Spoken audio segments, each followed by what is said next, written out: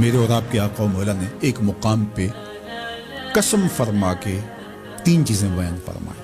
اس میں سے ایک چیز حضور نے یہ ارشاد فرمائی کہ جو شخص معاف کر دیتا ہے میں اللہ کی قسم اٹھاتا ہوں کہ اس کی عزت کم نہیں ہوگی. دوسری بات یہ ارشاد فرمائی کہ جو مانگنے لگ جاتا ہے، سوال کا دروازہ کھول دیتا ہے، اللہ اس کے لیے محتاجی کا دروازہ کھول دیتا ہے.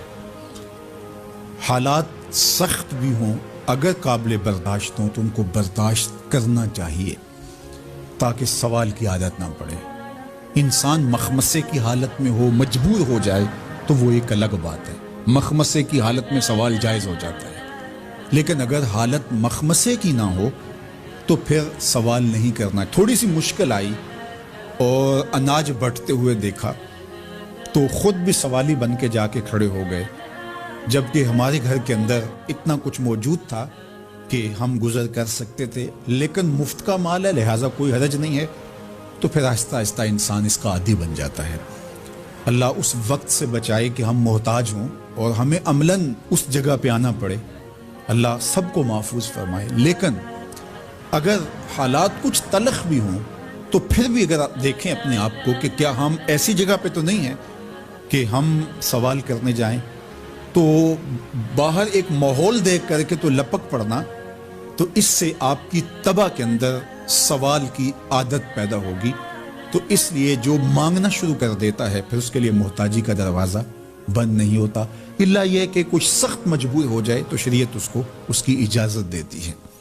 تیسری بات میرے اور آپ کے آقا و مولا نے جو قسم کر کے کہی، ما نقص مال عبد من صدقہ، کہ صدقے سے بندے کا مال کم نہیں ہوتا.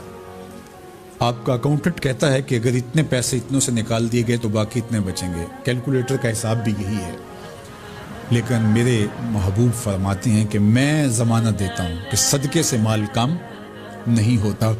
تو اس لیے تم راہ خدا میں خرچ کرو گے تو میرا رب کہہ رہا ہے خیر لانفسکم، یہ تمہارے لیے بہتر ہے. تمہیں لگتا ہے کہ اتنے کم ہو جائیں گے، لیکن ایسا نہیں ہے. تمہارا مال صدقے سے گھٹتا نہیں ہے، صدقے سے تمہارا مال بڑھتا ہے.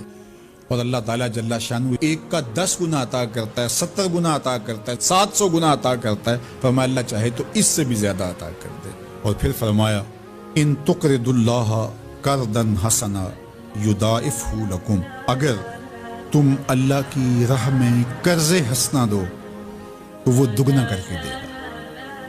اچھا، یہ کیسا اللہ کا انداز بیان ہے کہ خود مال دے کے خود کہہ رہا ہے مجھے قرضہ دو، اور پھر خود کہتا ہے میں دگنا دوں گا. دیا ہوا کس نے ہے؟ اسی نے. اور کہتا ہے کہ جو میں نے تمہیں دیا ہے اس سے مجھے دو، اور میں پھر اس کو اپنے دیے ہوئے مال سے دیے گئے مال کو دگنا کر کے تمہیں لوٹاؤں گا. اللہ اکبر. اور پھر فرمایا وَيَغْفِرْ لَكُمْ، اور تمہیں بخش بھی دوں گا. واللہ شکور حلیم، وہ شکر گزار بھی ہے اور حلم والا بھی ہے.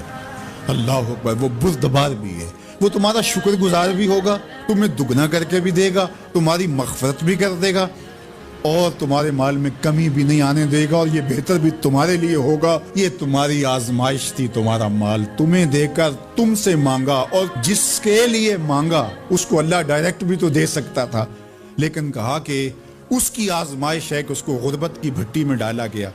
تمہاری آزمائش یہ ہے تمہیں فراوانی دی گئی. آپ دیکھیے کہ وہ آزمائش میں پورا نکلتا ہے، تم آزمائش میں پورے نکلتے ہو، دونوں آزمائش میں پورے نکلتے ہیں، یا پھر تم نامراد اور ناکام ہو جاتے ہو. اللہ اکبر. اللہ جل شانہ پورے عالم کے اوپر پھیلی ہوئی وبا کو دور فرمائے. بالخصوص